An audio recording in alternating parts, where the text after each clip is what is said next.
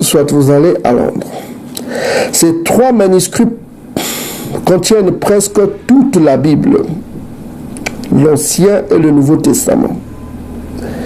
Et vous avez un autre codex qui s'appelle Ephrem, qui se trouve à Paris. Ça date du 5e siècle. Ok? Et on explique ce que c'est. Donc, la Septante, c'est-à-dire la Bible Septante, nous donne des traductions qui viennent de 3 pays édomites. Voilà, des 3 pays édomites. Vous avez Rome, vous avez Londres et vous avez Paris. Donc c'est là où c'est caché dans leur musée. Voilà. Donc on continue encore. Donc voilà. On va s'intéresser à l'un de ces codex qui s'appelle Codex Vaticanus. Vous avez ici le Codex Vaticanus. On va descendre un peu. On va nous dire que c'est un manuscrit sur vélin en écriture grecque. Ok. On est ici du 4e siècle. 5, ça c'est 5, moins 1, ça fait 4. 4e siècle, conservé à la bibliothèque apostolique du Vatican. Donc on trouve ce document-là dans la bibliothèque encyclopédique du Vatican. Donc il s'agit des plus anciens manuscrits connus qui transmet le texte quasiment complet de l'Ancien et du Nouveau Testament. Cependant, le manuscrit n'est pas complet, comme on l'a dit dans le dictionnaire qu'on vient de lire. Le manuscrit n'est pas complet et des portions sont manquantes. Vous voyez? Donc les portions sont manquantes, le manuscrit n'est pas complet. Et on trouve ce texte dans la bibliothèque apostolique du Vatican. On sait que dernièrement, on vous a montré une vidéo, là on vous a dit que le Vatican cache les manuscrits les plus anciens dans des bibliothèques secrètes, qu'on appelle les archives secrètes du Vatican. Donc on va aller voir, vous allez avec moi, vous allez dans les archives secrètes. Dans Wikipédia, vous tapez archives secrètes du Vatican. Donc, on voit ici les archives secrètes apostoliques du Vatican, en latin Archivum Secretum Apostolicum, c'est-à-dire Vaticanum.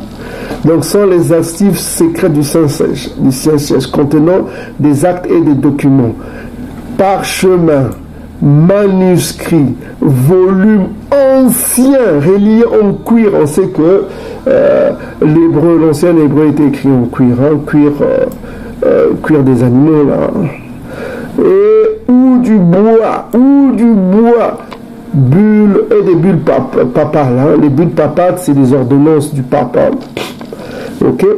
Donc on voit que contenant le gouvernement et l'activité pastorale romain et des organismes du Saint-Siège. Maintenant, regardez comment ils appellent le Saint-Siège, la place là où est nommé, où sont.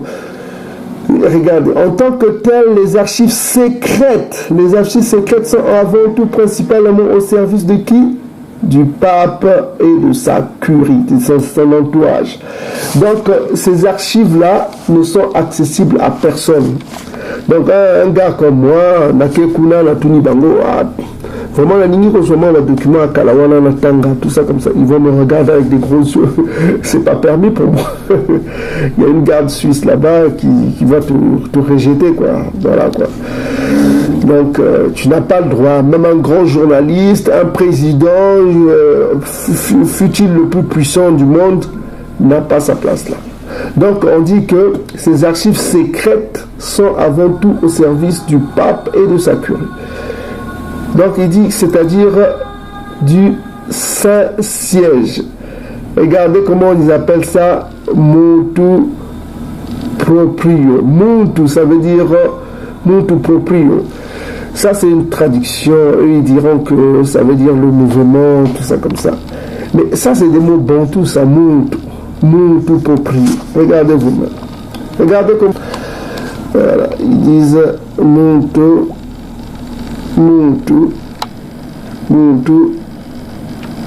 proprio. Donc, pour un non-initié, il va dire que ça veut dire le mouvement, Le mouvement, doctrine, monto proprio, ils vont dire que c'est en latin de son propre mouvement. De son propre mouvement est une bulle papale, une lettre apostolique émise par le pape de sa propre initiative. Voilà, monto proprio. Donc on donne une description, tout ça comme ça. Donc pour un non-initié, il va dire que, bon, enfin, ça veut dire mouvement, action, tout ça comme ça. Mais quand tu vois un peu, ça veut dire une propriété humaine. Monto, ça veut dire homme. Hein. Ça veut dire propriété proprio, ça veut dire propriété humaine. C'est-à-dire que ça appartient à l'homme, en quelque sorte. Pour l'initié, il va comprendre ce que ça veut dire monto. Donc vous voyez, ces gens-là nous cachent des choses. Donc c'est caché. Maintenant, quand vous voyez encore, vous allez dans le grec là, ce qu'on appelle le Codex Vaticanus. On dit ici que le manuscrit a été copié et des exemplaires ont servi au concile de Nicée et dans d'autres circonstances ici qu'on définit ici. Ok. Donc il y a eu la conservation de ce manuscrit et on voit parmi ceux qui ont conservé bien ce manuscrit, on voit Nicolas V. Nicolas V, c'est cet impie qui a fait une bulle pour l'esclavage des Bantous. C'est cet impie-là que vous voyez souvent dans nos vidéos. C'est lui qui est à l'origine de l'esclavage des Bantous. Donc voilà. Et voilà. Donc on a tout ça, le contenu et tout ça. Donc on vous avait montré dans cette vidéo qu'on vous affiche sur l'écran, on vous avait déjà montré comment ils ont mal traduit, ils ont transcrit le nom de Nzambi en Nzambri. Vous voyez, au lieu de mettre la bonne traduction. Donc vous voyez qu'il y a eu des copies et parmi ces copies vous avez ici comment ils ont copié et corrigé, ils ont modifié parce qu'ils ne veulent en tout cas pas que les noms de Nzambi soient évoqués encore, ils veulent surtout pas. Donc on est ici dans 4 Ezra, on est ici dans non, on est ici dans, on va aller là. Donc on est ici dans Ezra. Vous voyez même un Ezra, toujours le Codex Vaticanus, on est ici Septuagint, Random Chapter, ok. Donc on est ici 4 Ezra, on va aller d'abord au verset 31, vous voyez, ici ils traduisent bien, ils traduisent certainement bien, donc vous avez ici à 30, vous avez The Sons of Mani, on vous avait parlé de Mani, hein, dans la traduction. Ça s'écrit avec Y dans le codex qui est à Londres. Vous savez, le codex, ça se traduit avec Y à la fin. On vous a même montré dans le voilà. Nous sommes là. Le Sinaiticus. Voilà, vous avez le Codex Sinaiticus qui est un peu plus complet que le Codex Vaticanus. On le traduit mieux, c'est toujours écrit en Koine, mais c'est pas la même traduction.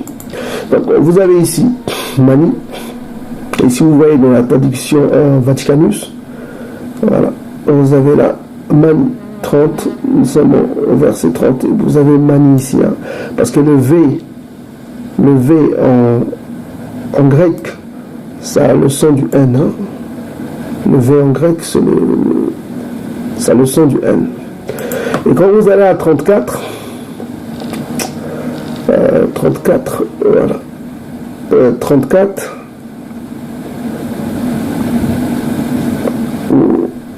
voilà.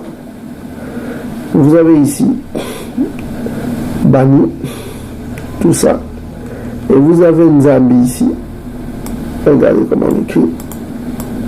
Nzambri. Ils mettent le P. Hein.